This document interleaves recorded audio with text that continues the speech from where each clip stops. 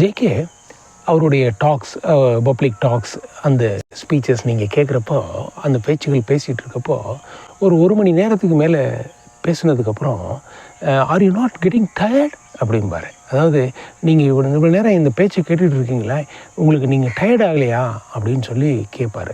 அப்புறம் கேட்டுட்டு நம்மளை எல்லாத்தையும் அப்படியே ஆடியன்ஸ் எல்லாம் ஒரு தடவை பார்ப்பார். பார்த்துட்டு நீங்கள் டயர்ட் ஆகலைன்னா நீங்கள் சரியாக கேட்கல போல இருக்கேன், நான் உங்களுக்காக உழைச்சிக்கிட்டு இருக்கேன், நீங்கள் டுகெதராக உழைக்கலையா, நீங்கள் have you not exercised your mind அப்படின்னு கேட்பார்.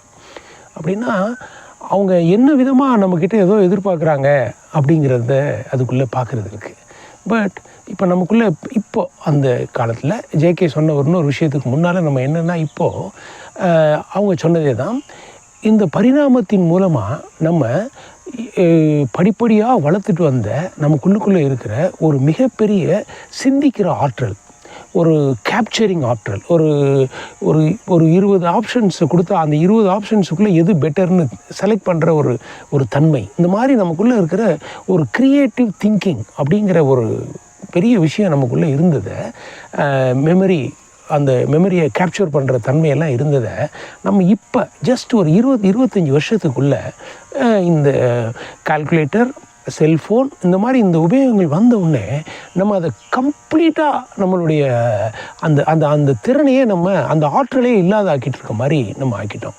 இப்போ என்னென்னா, ஒரு வாய்ப்பாடை ஞாபகம் வச்சுருக்கிறது அப்படிங்கிறது இனிமேல் வர்ற ஜென்ரேஷனுக்கு இல்லாமல் போயிடும் அப்படிங்கிற மாதிரி நம்ம போயிட்டுருக்கோம்.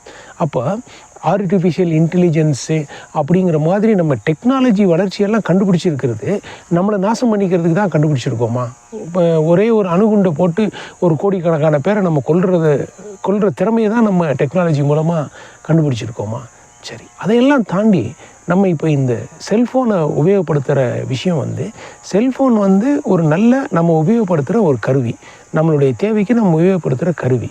ஆனால் அதை நம்ம எப்படி உபயோகப்படுத்திக்கிட்டு இருக்கோம் அப்படின்னா, அதாவது ஒரு பஸ்ஸில், ஒரு ட்ரெயினில், ஒரு இயற்கையான இடங்களில் பார்த்துட்டு போகிற இடத்துல கூட நம்மளால் இந்த செல்ஃபோன் இல்லாமல் இருக்க முடியாது, அதாவது அதுக்குள்ளே நம்ம ஏதாவது ஒரு என்டர்டெயின்மெண்ட்டாக பார்த்துட்டு இருக்கிறது அப்படின்னு இயற்கையிலேருந்து நம்மளை தனிமைப்படுத்திக்கிட்டே இருக்கோம். இப்போ இது எதுக்கு இந்த சப்ஜெக்டுக்குள்ளே நம்ம இதை பேசுகிறதுக்காக இருக்குது அப்படின்னா, இங்கே பிரெயின் எக்ஸசைஸ் அப்படின்னு தான் ஜேகே இதை சொல்லுவாங்க. இப்போ இந்த மாதிரி இருக்கிறது என்ன சொல்கிறாங்க அப்படின்னா, இந்த மாதிரினா உங்கள் மைண்டு ஒரு டல் ஆயிரும் அப்படிங்கிறாங்க, ஒரு ரிப்பிட்டேட்டிவாக மாறிடும், ஒரு கரப்ட் மைண்டாக மாறிடும். அதாவது அதோடைய செயல்கள் இருக்கு இல்லையா, அதாவது நீங்கள் இந்த இது உபயோகத்தில் இந்த மாதிரி பல விஷயங்களுக்குள்ளுக்குள்ளே என்டர்டெயின்மெண்ட்டாகவே இருக்கிறப்ப நீங்கள் உங்களுடைய செயல்கள்லேயே ஒரு கரப்ஷன் வந்துடும் அப்படின்ற மாதிரி சொல்கிறாங்க. ஸோ இப்போ இது எந்த அளவுக்கு டேஞ்சராக இருக்குது அப்படின்னா, ஒரு என்டர்டெயின்மெண்ட் அப்படிங்கிறது என்னென்னா நம்மளை ரெஃப்ரெஷ் பண்ணிக்கிறதுக்காக இருக்கணும். நம்ம அந்த என்டர்டெயின்மெண்ட் முடிஞ்சதுக்கப்புறம் ஒரு நல்ல ரெஃப்ரெஷ்ஷாக இருக்கணும். பட் இது அப்படி இல்லை. இது உங்களை ஒரு மெக்கானிக்கலாக மீண்டும் மீண்டும் சார்ந்து இருக்கிற ஒரு ஸ்டிமுலி, ஒரு அடிக்ட், இந்த மாதிரி ஆகிடும் போல் இருக்குன்னு. அதே மாதிரி சில நேரங்களில் ஜேகே பேசிகிட்டு இருக்கப்போ இந்த ஹேபிட் அப்படிங்கிற சப்ஜெக்டை பேசுவாங்க. ஹேபிட் அப்படின்னா பழக்கம் எப்போவுமே தவறானது அப்படின்னு சொல்லுவாங்க. அப்போ ஒரு பழக்கத்துக்கு நம்ம அடிமையாக இல்லாமல் இருக்கிறதுக்கு பற்றி டிஸ்கஷன் அப்படின்ற மாதிரி பேசிட்டு வருவாங்க.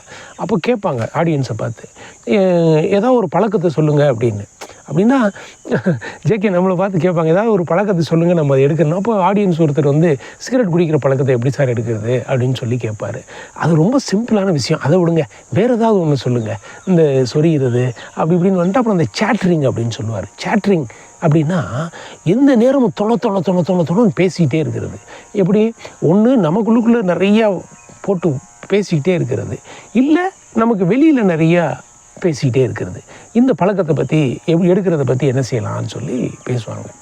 இப்போ அதெல்லாம் விட மிக டேஞ்சராக நம்ம இப்போ போயிட்டு இருக்கப்ப அடுத்து இன்னொரு தடவை பேசணும்னா, செல்ஃபோன் பழக்கத்துலேருந்து விடுபடுறது எப்படி, அதுக்கு எந்த சைக்காட்ரிஸ்ட் டாக்டர் நமக்கு ஹெல்ப் பண்ணுவார், அதுக்கு நம்ம என்ன மருந்துகள் சாப்பிட்டா செல்ஃபோன் பழக்கத்துலேருந்து வெளியே போயிடுவோம், அப்படி நம்ம ஆகிட போகிறோமா?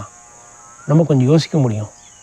ஏன்னா நம்ம எக்ஸசைஸ் சம்மந்தமாகவும் இருக்கிறதுனால சொல்கிறேன். ஒரு 10 மாதம் சுமந்து எடுத்த குழந்தை கரெக்டாக 10வது மாதத்தில் அந்த குழந்தை கையில் செல்ஃபோனை கொடுத்துட்டோம். அந்த செல்ஃபோன் இருந்தால் தான் அந்த குழந்தை சாப்பிடுதுங்கிறத ரொம்ப ஸ்டைலாகவும் இதாகவும் நம்ம பேச ஆரம்பிக்கிறோம். இதோடைய இது வந்து ஒரு ஒரு ஒரு பேரழிவுக்கான விஷயம்னு சொல்லி ஜேகே இதை பற்றி சொல்கிறாங்க. அதனால் இதை கொஞ்சம் ஹைலைட் பண்ணி காட்ட வேண்டியதாக போயிடுச்சு. நம்மளால் இதிலேருந்து முழுமையாக வெளியே வந்து நம்மளுடைய தேவைக்கு பயன்படுத்துகிற ஒரு இன்ஸ்ட்ருமெண்ட்டாக நம்ம செல்ஃபோனை வச்சுக்க முடியும். Thank you friends.